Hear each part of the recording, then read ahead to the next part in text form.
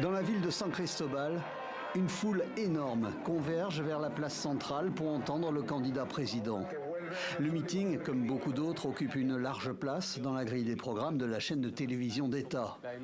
Sur cette estrade et en direct, une fois encore, Nicolás Maduro va s'en prendre aux médias étrangers et plus particulièrement aux agences de presse.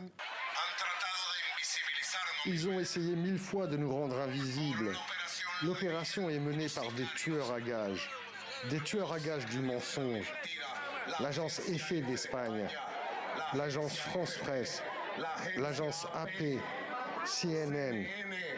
Les offensives contre la presse étrangère ne datent pas d'hier. Il y a 7 ans, des partisans du président Maduro manifestaient devant les locaux de la Commission des télécommunications pour soutenir la décision de bloquer la transmission de la chaîne CNN en espagnol. Les gens ici n'accepteront pas qu'une chaîne fasciste vienne déstabiliser le Venezuela.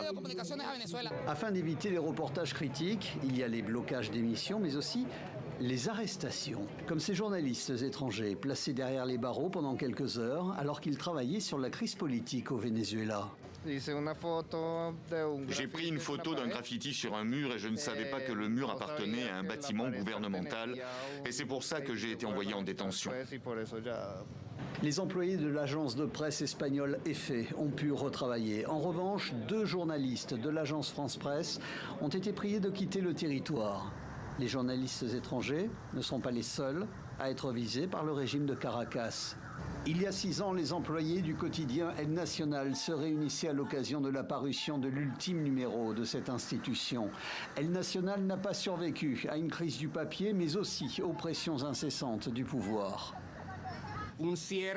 C'est une fermeture qui n'arrive pas de manière isolée. Une fermeture produit de l'asphyxie, produit du mépris envers la pensée critique et la pensée différente.